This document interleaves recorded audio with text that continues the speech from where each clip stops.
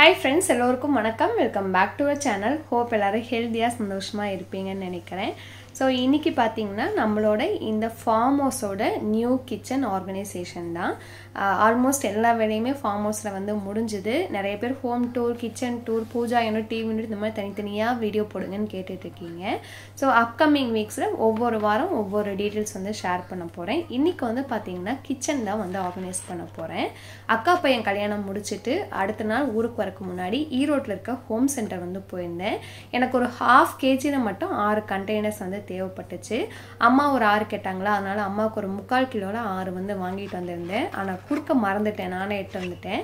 So wash பண்ணுறதே பண்ணுறோம், அம்மாவையும் சேர்த்து க்ளீன் பண்ணி போட்டு வச்சிட்டோம்னா குவார்டர்லி லீவுக்கு ஊருக்கு போகும்போது கொடுத்துக்கலாம் அப்படின்னு அதே வாஷ் பண்ண வந்து எடுத்து வச்சேன். இந்த டைம் பார்த்தீங்கன்னா ஆர்கனைசேஷன் சொல்லி நிறைய திங்ஸ் வாங்கி நான் டம்ப் பண்ண விரும்பல. என்னோட பழைய கிச்சனில் இருக்க திங்ஸே இங்கே கொண்டு வந்து நான் ரீயூஸ் பண்ணிக்கிட்டேன். ரொம்ப ரேராக தேவைப்பட்டுச்சு அப்படிங்கிற ஒரு 2-3 ஐட்டம் மட்டும்தான் நான் வாங்கியிருந்தேன். ஹோம் சென்டர் ஆன்லைன் பர்ச்சேஸோட ஷாப்பில் போய் வாங்குறது ரேட் ரொம்பவே வந்து டிஃப்ரென்ஸ் இருந்தது. இப்போது இந்த கிளாஸ் கண்டெய்னராக பார்த்தீங்கன்னா ஆன்லைனில் 800 போட்டிருக்காங்க, ஆனால் ஷாப்பில் வாங்கும்போது நான் 600 தான் வாங்கியிருந்தேன் 1/2 kg. ஸோ ரொம்பவே வேரியன்ட் இருக்குது. ஷாப் பக்கத்தில் இருந்தால் டேரெக்டாக ஷாப்பில் போய் வாங்குங்க. அண்ட் இதுதான் பார்த்தீங்கன்னா அந்த டெக்கோர் பீஸ். இன்னொன்று வந்து நான் ஆயில் கண்டெய்னர் வாங்கியிருந்தேன். இது வந்து ஃப்யூச்சரில் யூஸ் பண்ணும்போது ஷேர் பண்ணுறேன்.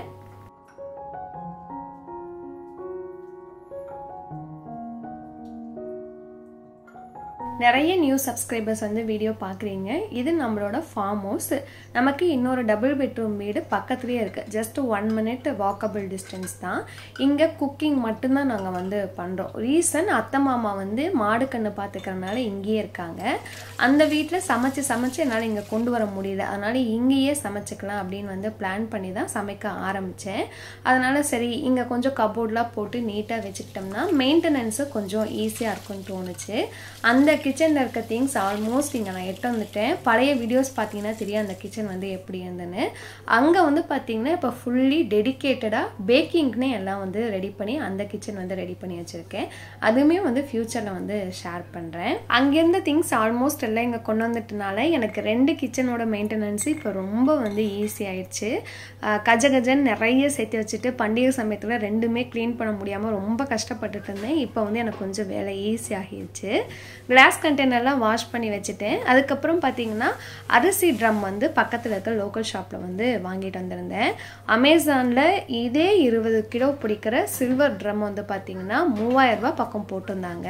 பட் வீட்டு பக்கத்தில் இருக்க லோக்கல் ஷாப்பில் அதே ட்ரம், அது மட்டும் இல்லாமல் 3 கிலோவில் 2 சில்வர் கண்டெய்னர், 5 கிலோவில் 1 சில்வர் கண்டெய்னர் வித் லிட்டோட 2800 ரூபாய்க்கு தான் வாங்கிட்டு வந்திருந்தேன்.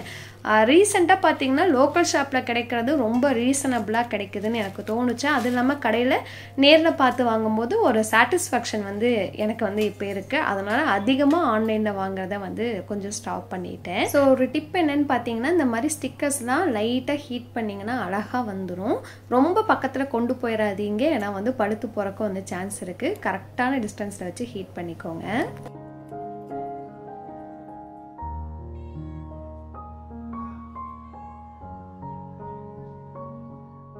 கண்டெய்னர்ஸ் எல்லாம் பார்த்தீங்கன்னா நல்லா வந்து காஞ்சிருச்சு. கொஞ்சம் கூட தண்ணியே இல்லாமல் பார்த்துக்கோங்க. அப்போ தான் நம்ம ஸ்டோர் பண்ணும்போது ரொம்ப நாள் இந்த பூச்சி பிடிக்காமல் நல்லாயிருக்கும்.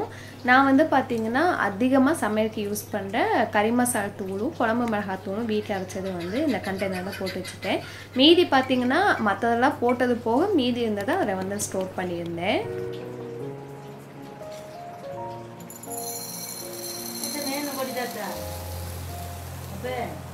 என்ன வேணுமா?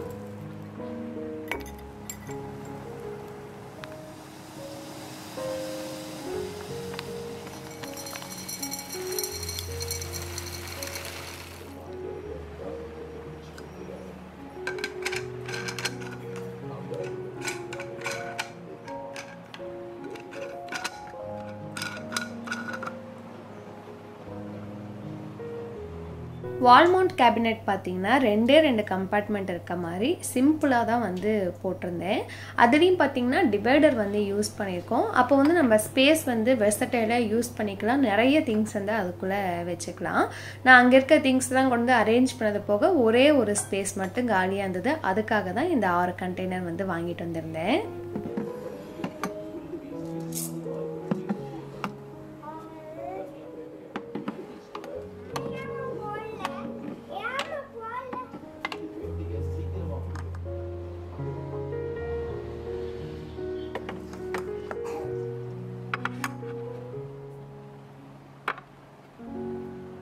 அரேஞ்ச் பண்ணதுக்கப்புறம் பார்க்குறதுக்கு பார்த்தீங்கன்னா ரொம்ப நீட்டாக டைடியாக இருக்க மாதிரி இருந்தது. இன்னொரு சைடில் நட்ஸும் பருப்பு வெரைட்டிஸும் வந்து ஸ்டோர் பண்ணியிருக்கேன்.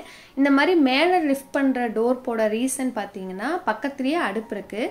சமைக்கிற அவசரத்தில் நார்மல் டோர் போட்டோம்னா ஓப்பன் பண்ணி இடிச்சுக்க வாய்ப்பு இருக்குன்னு வந்து இந்த மாதிரி போட்டிருந்தோம். அதுவுமே வந்து நல்ல ஒரு ஐடியா தான் எனக்கு வந்து இப்போ தோணுது. இன்னொன்று பார்த்தீங்கன்னா விக்கர் பேஸ்கெட், இது வந்து எனக்கு ரொம்ப பிடிச்சது. One of my dream. எனக்கு இந்த பனை ஓலையில் செஞ்ச பொருட்கள்லாம் வந்து ரொம்ப பிடிக்கும். நம்ம வீடியோவில் பார்த்தீங்கனாலே தெரியும், நான் நிறைய அந்த மாதிரி திங்ஸ்லாம் வாங்கி வச்சுருப்பேன். நாங்கள் பெரிய சைஸாகவே வந்து வாங்கிட்டோம். இதில் சின்ன வெங்காயம், பெரிய வெங்காயம், பூண்டு மூணுமே வந்து ஒன்றியே ஸ்டோர் பண்ணிக்கலாம். ஆனால் இது போடலாமா வேண்டாமா அப்படின்னு வந்து யோசிச்சு கடைசி நிமிஷத்தில் போட்டதான். அந்த இடம் பார்த்தீங்கன்னா அதுக்குன்னே விட்டு வச்ச மாதிரி ஆப்டாக கரெக்டாக வந்து செட் ஆகிடுச்சு.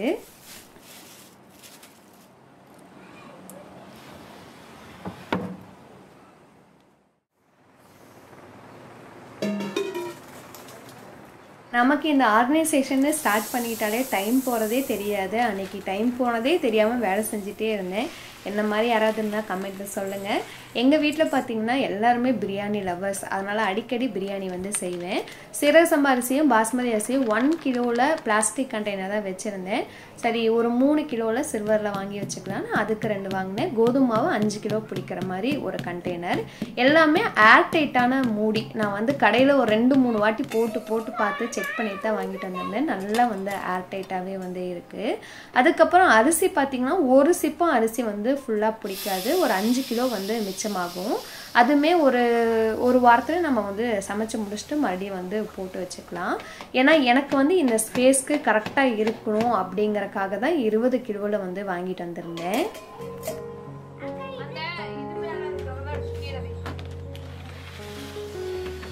ரீசெண்டாக நான் வாங்கினதுலேயே ஒன் ஆஃப் த பெஸ்ட் பர்ச்சேஸ்னால் அது வந்து வேக்யூம் கிளீனர் தான். பல்சோனோ பிராண்டோடது. ரொம்ப ஹெல்ப்ஃபுல்லாக இருக்குது இந்த வீடு கபோர்டு ஒர்க் ஸ்டார்ட் பண்ணதுலேருந்து. நம்ம வந்து சீமாரில் கூட்டி எடுக்கும்போது அந்த உள்ள இண்டு இருக்க குப்பையெல்லாம் வரக்க சான்ஸ் இல்லை. இதை வச்சு க்ளீன் பண்ணும்போது எல்லா இடமும் கம்ப்ளீட்டாக வந்து க்ளீன் ஆகிடுது. இங்கே வந்து அரிசி இடம் வச்சதுக்கப்புறம் எங்கிட்ட இருக்க உடன் ஸ்டாண்டை வச்சு அதில் சென்டரில் பார்த்தீங்கன்னா கோதுமை மாவு, சீரக சம்பா அரிசி, பாஸ்மதி அரிசி எடுக்கிறக்க வசதியாக வச்சுக்கிட்டேன். மீதி இருக்க 2 ஸ்பேஸையும் பார்த்தீங்கன்னா மற்ற பொருட்கள் எல்லாமே அரேஞ்ச் பண்ணி வச்சுருந்தேன்.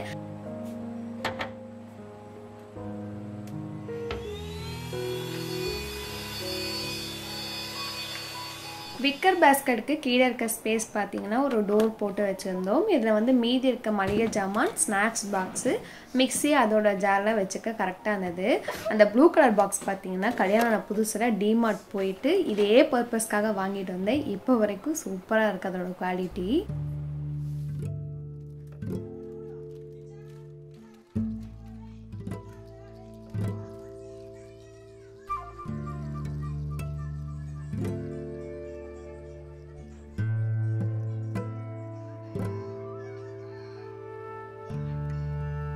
ஸோ ஃப்ரைடே ஈவினிங் அப்படிங்கிறனால சாமி கும்பிட்டு முடிச்சுட்டு சமையல் வேலையை வந்து ஸ்டார்ட் பண்ணேன்.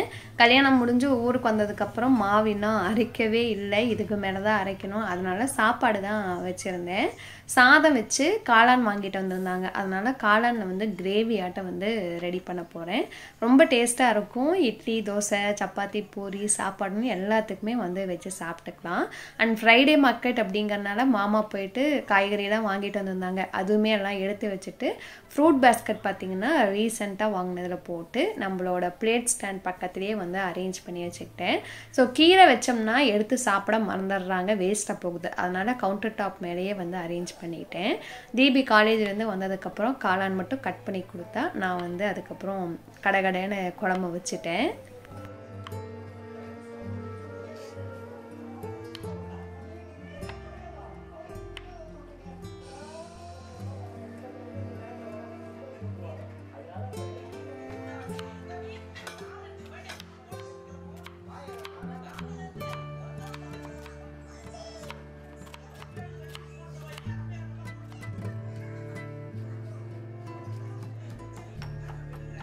தேவையானது எல்லாமே கட் பண்ணி எடுத்து வச்சுட்டேன். இப்போ ஒரு பேஸ்ட் வந்து அரைச்சிடலாம். இதுக்கு ஒரு 1/2 ஸ்பூன் மிளகு, 2 கிராம்பு, 3 ஏலக்காய், 2 பச்சை மிளகாய், 2 பெரிய சைஸ் தக்காளி, ஒரு 5-6 முந்திரி பருப்பு சுடுதண்ணியில் ஊற வச்சிருந்தேன். எல்லாத்தையும் சேர்த்து நல்லா ஸ்மூத் பேஸ்ட்டாக அரைச்சி எடுத்துக்கலாம். இந்த கிரேவி பார்த்தீங்கன்னா ஒரு யூடியூப் ரெஃபரன்ஸ் பார்த்தா நான் ட்ரை பண்ணியிருந்தேன். கொஞ்சம் என்னோட டேஸ்ட்டுக்கு தகுந்த அளவுக்கு நான் வந்து மாற்றி ரெடி பண்ணியிருந்தேன்.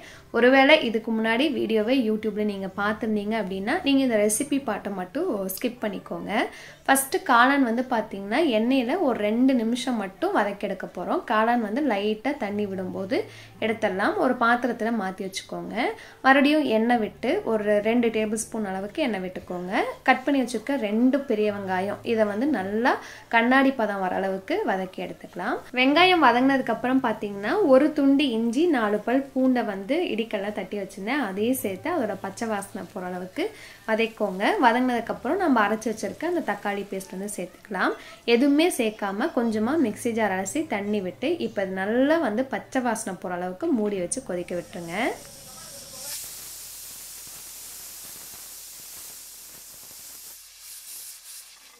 ஒரு சைடு அடுப்பில் பார்த்தீங்கன்னா சாப்பாடு ரெடி ஆயிடுச்சு. இன்னொரு சைடு தக்காளியோட பச்சை வாசனையும் போயிடுச்சு. இதில் மசாலா ஐட்டம்ஸ்ன்னு பார்த்தீங்கன்னா காரத்துக்கு தேவையான அளவுக்கு வரமிளகாத்தூள், 2 டீஸ்பூன் மல்லித்தூள், தேவையான அளவுக்கு உப்பு போட்டு கொஞ்சம் நேரம் அதோட பச்சை வாசனை போனதுக்கப்புறம் நம்ம வதக்கி வச்சுருக்க காளானை சேர்த்துக்கலாம். தண்ணி கொஞ்சமாக சேர்த்துக்கோங்க. நல்லா கொதிச்சு வரும்போது கிரேவி பதம் வந்து கரெக்டாக இருக்கும். மூடி வச்சு அடுப்பை மீடியம் ஃப்ளேமில் வச்சுருங்க. ஒரு 10 நிமிஷத்தில் வந்து கிரேவி ரெடி ஆகிரும். கடைசியாக பார்த்தீங்கன்னா கொஞ்சம் பெப்பர் தூளும் ஃப்ரெஷ்ஷான கொத்தமல்லி தழையும் போட்டிங்கன்னா சூப்பரான கிரேவி ரெடி. கண்டிப்பாக ட்ரை பண்ணி பாருங்க. சாப்பாட்டோடையும் அட்டகாசமாக இருந்தது. என் பையனுக்கு காளான் ரொம்ப பிடிக்குமா, அதனால தான் அடிக்கடி வந்து நான் ஏதாவது காளான் ரெடி பண்ணிட்டு இருப்பேன். அம்மா ஊட்டி விட்றேன்னு சொல்லிட்டேன்.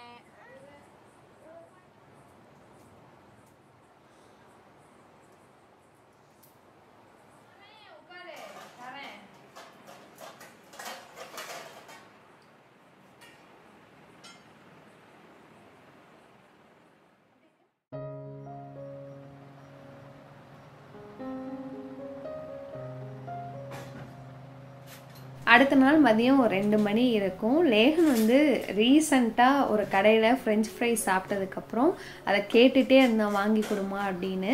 சரி தொடர்ந்து கடையில் வாங்கி கொடுத்தா அது அந்தளவுக்கு நல்லதில்லை அப்படின்னு வந்து நான் வீட்லேயே ரெடி பண்ணிடலாம் அப்படின்னு வந்து ஸ்டார்ட் பண்ணேன்.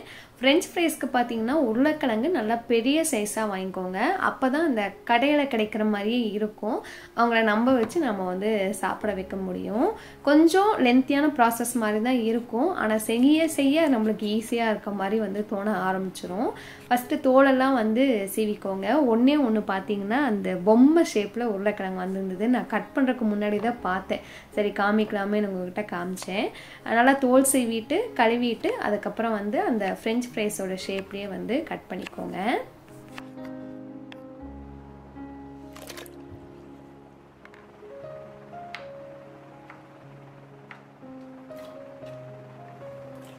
சார் மதியம் நல்லா சாப்பிட்டதுக்கப்புறம் தூக்கம். அவன் கூட அவன் கருப்பியும் சேர்ந்து நல்லா தூங்கிட்டு இருந்தது. இதை விட்டால் நல்ல சான்ஸ் கிடையாது அப்படின்னு வந்து செய்ய ஆரம்பிச்சிட்டேன். முழிச்சிருந்தா கேட்டுகிட்டே இருப்பான் எப்போம்மா ரெடி ஆயிடுச்சான்னு. ஃபஸ்ட்டு வந்து பார்த்தீங்கன்னா கட் பண்ணி போடும்போது ஐஸ் வாட்டரில் போட்டு ஒரு 10 நிமிஷம் ஊற வச்சுருங்க. அது நல்லா வந்து க்ளீன் பண்ணி தண்ணியை வடித்ததுக்கப்புறம் இன்னொரு தண்ணி பிடிச்சி இந்த மாதிரி நுரக்கட்டி வரும்போது வடிச்சிருங்க. ரொம்ப வேக விட்டிங்கன்னா நல்லா இருக்காது. வடித்து ஒரு துணி இல்லை பேப்பர் டவல் வச்சு நல்லா ஆற விட்டுடலாம். இதுதான் வந்து கரெக்டான பதம். ரொம்ப கொதிக்க விட்டிங்கன்னா கொலன்னு சாப்பிட்ற மாதிரி போயிடும். இது வந்து அரை வேக்காட்டில் கரெக்டாக இருக்கும். இது வந்து ஒரு 10 நிமிஷம் வந்து காய விட்டுடலாம்.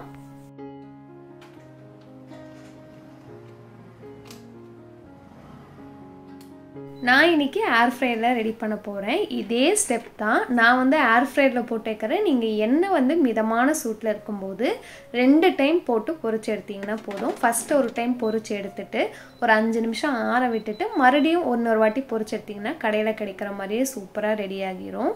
பெரிய வேலை கிடையாது. எண்ணெய் பொறுத்தவரையும் பார்த்தீங்கன்னா எண்ணெயில் பொரிச்சு எடுக்கிறது இன்னுமே வந்து டைம் சேவிங் தான். இது வந்து கொஞ்சம் ஹெல்த்தியான வெர்ஷன் அப்படிங்கிறனால நான் வந்து ஏர் ஃப்ரையரில் போட்டு பொரிச்சு கொடுத்தேன். ஏர் ஃப்ரையர்லையும் பார்த்தீங்கன்னா கொஞ்சமாக பட்டர் விட்டிங்கன்னா அதோட ஃப்ளேவர் வந்து சாப்பிட்றப்ப சூப்பராக இருக்கும். மொத்தம் 3 பேட்சாக வந்து ரெடி பண்ணியிருந்தேன். ரெடி பண்ணதுக்கப்புறம் பெரிய சீசனிங் எங்கிட்ட இருந்தது. உங்ககிட்ட அது இல்லைன்னா மிளகுத்தூளும் வரமிளகாத்தூளும் போட்டுக்கோங்க. தேவையான அளவுக்கு உப்பு போட்டு நல்லா மிக்ஸ் பண்ணிட்டிங்கன்னா சூப்பரான ஹோம்மேடு ஃப்ரெஞ்ச் ஃப்ரைஸ் ரெடி. கடையில் கிடைக்கிறதுல என்ன டேஸ்ட்டு, நீங்கள் வீட்டில் செஞ்சு பாருங்கள், அவ்வளோ அருமையாக சூப்பராக இருந்தது. கொஞ்சம் நான் வந்து டொமேட்டோ சாஸோட உனக்கு வந்து கொடுத்தேன். போதும். என்னது எடுத்துட்டு போங்க, போய் வெளியே உட்காந்துக்கலாம்.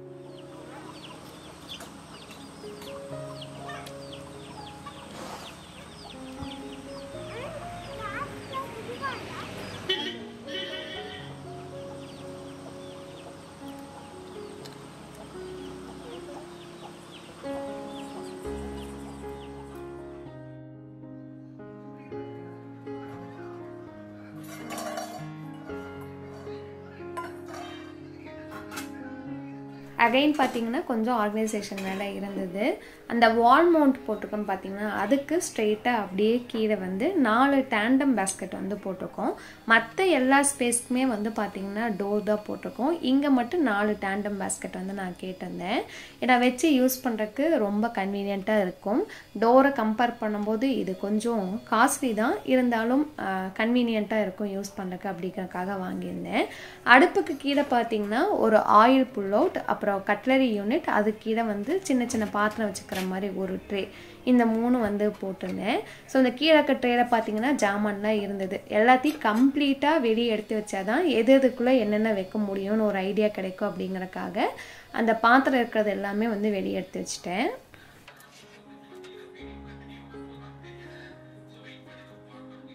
டேண்டம் பேஸ்கெட்டுக்கு கீழே பார்த்தீங்கன்னா வுட் தான் கொடுத்துருக்காங்க. ஷெல்ஃப் லைனர் போட்டால் தான் தண்ணி பட்டு எதுவும் பிரச்சனையாகாமல் நல்லா இருக்கும்.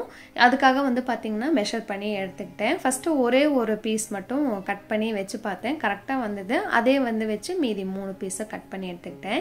ஷெல்ஃப் லைனரும் பார்த்திங்கன்னா பழைய கிச்சனில் கீழே போட்டிருந்தது தான், அங்கே இப்போ யூஸ் பண்ணுறது இல்லையா, அதனால் கொண்டு வந்து இங்கே வந்து ரீயூஸ் பண்ணிக்கிட்டேன். இந்த ஷெல்ஃப் லைனரும் பார்த்திங்கன்னா யூஸ் அண்ட் த்ரோ கிடையாது. உங்களுக்கு அழுக்கான மாதிரி தோணுச்சு அப்படின்னா நம்ம எடுத்து வாஷ் பண்ணி நல்லா காய வச்சு மறுபடியும் வந்து ரீயூஸ் வந்து பண்ணிக்கலாம்.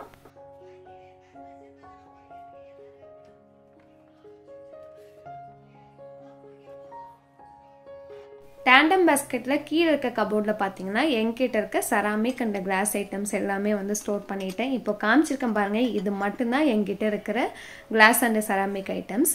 அதுக்கு மேலே அப்படியே பார்த்தீங்கன்னா குக் அண்ட் சர்வ் ரெண்டுமே யூஸ் பண்ணுற மாதிரி சின்ன சைஸில் இருக்க பாத்திரம், டிஃபன் பாக்ஸ், ஃப்ரிட்ஜ் கண்டெய்னர்லாம் இதெல்லாம் அரேஞ்ச் பண்ணியிருந்தேன். அதுக்கு பக்கத்துலேயே மேலே பார்த்தீங்கன்னா குக் பண்ணுற மாதிரி பெரிய பெரிய பாத்திரம், பால் குக்கர், அப்புறம் பால் குண்டா அதெல்லாம் அரேஞ்ச் பண்ணியிருந்தேன். கீழே வந்து ஜூஸ் பிழியறது, தேங்காய் திருவுறது, இடியாப்பம் பிழியறது, இந்த மாதிரி திங்ஸ்லாம் வச்சுருந்தேன். அடுப்பு கீழே இருக்க அந்த ஸ்பேஸில் பார்த்தீங்கன்னா குக்கர், அஞ்சரை பெட்டி இது வந்து நான் வச்சுருந்தேன். கட்லரி ட்ரே எப்படி அரேஞ்ச் பண்ணாலும் சீக்கிரம் வந்து மெஸ்ஸி ஆகியது. அத்தை நான் 2 பேருமே யூஸ் பண்ணுறோமா, நான் ஒரு இடத்துல வச்சேன்னா அத்தை வந்து ஒரு இடத்துல வச்சிடுறாங்க. அதுக்காக வந்து அன்றைக்கி க்ளீன் பண்ணல, கொஞ்சம் அழுக்காக இருக்க மாதிரி இருந்து தண்ணி பட்டு அதனால் அதை ஒரு வாட்டி நல்லா தொடச்சி விட்டுட்டு எப்பயும் அரேஞ்ச் பண்ணுற மாதிரி அரேஞ்ச் பண்ணி வச்சுட்டேன்.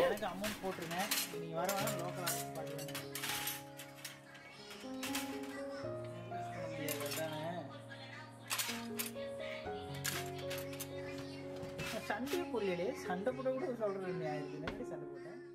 ஸோ இந்த சைடு இருந்த ஆயில் புல்லோட்டில் பார்த்தீங்கன்னா டெய்லி யூஸ் பண்ணுற கடுகு, சீரகம், மிளகு அந்த அஞ்சரை பெட்டி இருக்க ஐட்டம்ஸ்லாம் பாக்ஸாக தனியாக இருக்கும், அதை அரேஞ்ச் பண்ணியிருந்தேன். அதுக்கப்புறம் குட்டி குட்டி பாக்ஸ் அங்கங்கே தனித்தனியாக கிடந்தது, அதெல்லாம் இப்போ அதோட இடத்துல கரெக்டாக வந்து அரேஞ்ச் பண்ணி வச்சுட்டேன். இந்த பாக்ஸ் வந்து பார்த்தீங்கன்னா அஞ்சரை பெட்டியோட அப்படியே செட்டாக வாங்கினது தான், லிங்கோட கீழே டிஸ்கிரிப்ஷனில் கொடுக்குறேன். கீழே அதோட ஸ்டாண்டை எடுத்துகிட்டு அந்த பாக்ஸ் மட்டும் எடுத்து இந்த ஆயில் புல்லோட்டில் வச்சுட்டேன். அண்ட் இந்த அஞ்சரை பெட்டியில் பார்த்தீங்கன்னா கரம் மசாலா ஸ்பைசஸ்லாம் வச்சுருந்தேன். அங்கே வச்சிருந்தது இப்போ இங்கே எனக்கு ஸ்பேஸ் கிடைச்சனால இங்கே எடுத்து வச்சுட்டேன். யூஸ் பண்ணுறக்கும் கன்வீனியண்ட்டாக இருக்கும்ல, அதனால இப்படி அரேஞ்ச் பண்ணிட்டேன். அதுக்கு கீழே இருக்க ஸ்பேஸில் பார்த்தீங்கன்னா எம்டியாக இருக்கிற glass and silver container, vegetable chopper வச்சு அரேஞ்ச் பண்ணிட்டேன். ரொம்ப நீட்டாக நிறைய ஸ்பேஸ் வந்து எனக்கு கிடைச்சிது அரேஞ்ச் பண்ணி முடிச்சதுக்கப்புறம்.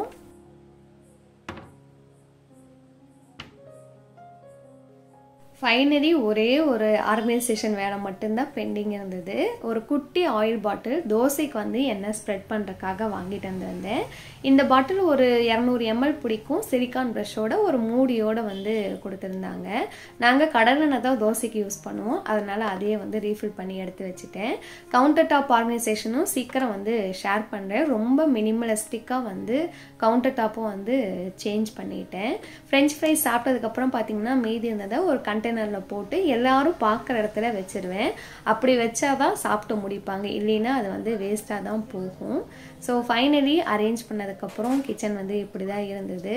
அவங்களுக்கு ஒரு ஐடியா கிடச்சிருக்கும் வந்து நினைக்கிறேன், எங்கெங்கே எப்படி வந்து போட்டிருக்கோம், எப்படி அரேஞ்ச் பண்ணியிருக்கேன் அப்படின்னு. ஸோ இந்த வீடியோ கண்டிப்பாக யூஸ்ஃபுல்லாக இருந்திருக்கும்னு நினைக்கிறேன். இதே மாதிரி இன்ட்ரெஸ்டிங்கான இன்னொரு வீடியோவில் மீட் பண்ணலாம். தேங்க்ஸ் ஃபார் வாட்சிங். Bye bye.